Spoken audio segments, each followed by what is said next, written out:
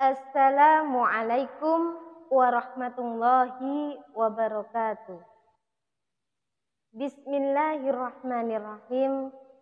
Alhamdulillahilladzi ja'ala Ramadan syahran awwaluhu rahmah wa awsatuhu maghfirah wa akhiruhu id'un minan nar. Tsumma sholatu wassalamu ala sayyidina Muhammadin wa ala alihi wa ashabihi ajma'in. Amma ba'du. Anak-anakku, santri-santriah pesantren Ramadan MI Plus Bunga Bangsa rahimakumullah. Segala puji bagi Allah yang mana hari ini telah mempertemukan kita dalam suasana yang penuh dengan sukacita, yaitu Syahrul Ramadan.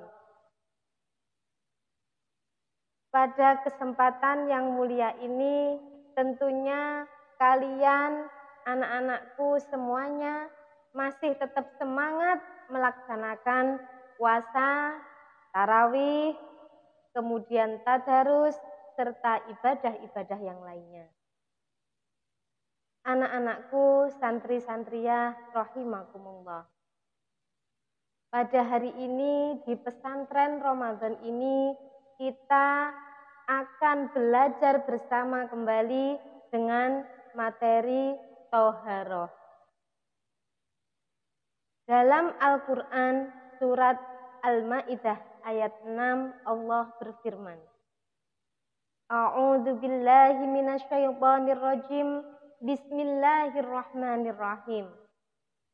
Ya ayyuhalladzina amanu idza kumtum ilas sholati waghsilu wujuhakum wa aydiyakum ilal marafiqi wamsahu biru'usikum wa arjulakum ilal ka'bain. Al-ayah. Yang artinya, hai orang-orang yang beriman, apabila kalian hendak melaksanakan sholat, maka basuhlah wajah kalian dan kedua tangan kalian sampai kedua siku. Dan usaplah sebagian kepala kalian dan kaki kalian sampai kedua mata kaki. Dari ayat di atas dapat diartikan bahwasanya ketika kita akan melaksanakan ibadah sholat, yaitu kita diwajibkan untuk melaksanakan wudhu atau thaharah. Nah, anak-anak, apabila kita akan melaksanakan ibadah apapun, maka pastikan kondisi kita sudah dalam keadaan suci.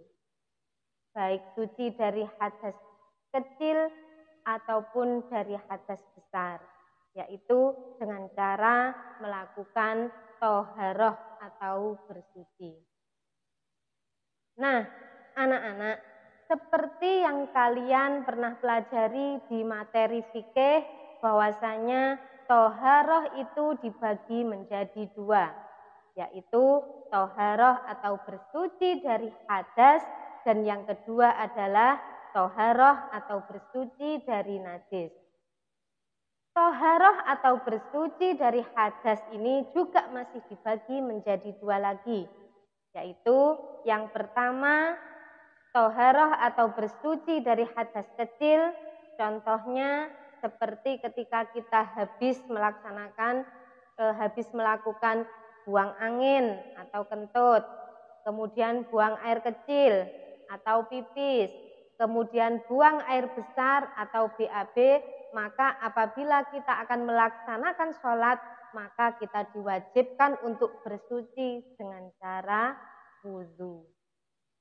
Yang kedua adalah bersuci dari hadas besar. Contohnya apabila anak-anak ini yang sudah kelas 3, 4, 5, 6 ini menginjak usia remaja, pasti kalian nanti akan mengalami yang namanya masa balik. Nah, untuk anak perempuan itu ditandai dengan keluarnya darah haid, dan untuk anak laki-laki itu ditandai dengan ihtilam atau mimpi basah, ya, bukan ngompol ya kalau tidur ya. Maka ketika kalian sudah mengalami hal tersebut, maka untuk mensucikannya kalian dengan cara mandi besar. Nah, yang kedua adalah toharoh atau bersuci dari najis. Di sini najis dibagi menjadi 3. Yang pertama yaitu najis mukhaffafah atau najis ringan. Yang kedua adalah najis mutawasitoh atau najis sedang. Dan yang ketiga adalah najis mughalladoh atau najis besar. Nah, najis mukhaffafah atau najis ringan ini contohnya adalah kencing anak laki-laki yang berusia di bawah 2 tahun dan dia belum makan sesuatu apapun kecuali ASI atau air susu ibu. Nah, ketika dia ngompol terkena baju kita, cara mensucikannya adalah hanya dengan memercikkan air terhadap najis atau air kencing tadi yang mengenai pada benda tersebut. Yang kedua adalah najis mutawasitoh atau najis sedang. Ini contohnya kotoran hewan, kotoran manusia, kemudian darah, air kencing, nanah, ya.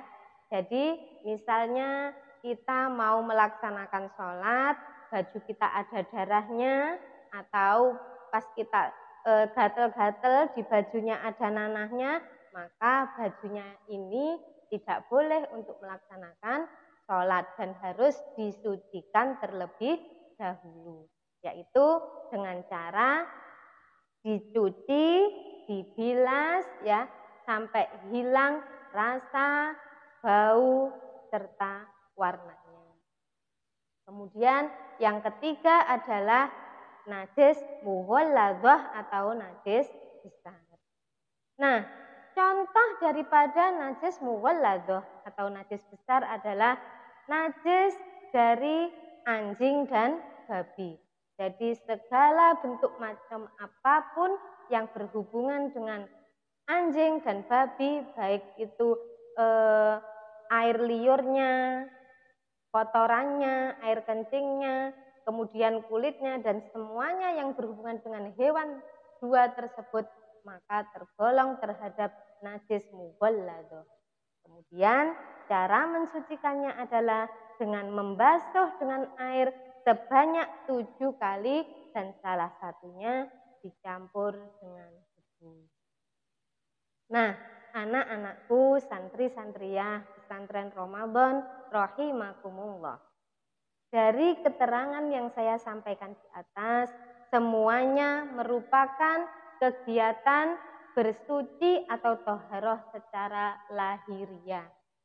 Dan ada satu lagi kegiatan bersuci atau toharoh yang tidak kalah penting, yaitu toharoh secara batiniah. Bagaimana caranya? Yaitu dengan melaksanakan atau memperbanyak ibadah, memperbanyak zikir, memperbanyak rasa ikhlas, sabar, dan tawakal kepada Allah.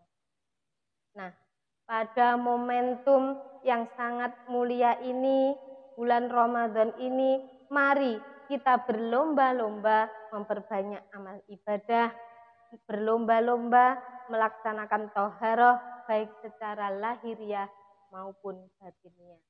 Karena sesungguhnya innallaha yuhibbut tawwabina wa yuhibbul mutatahhirin.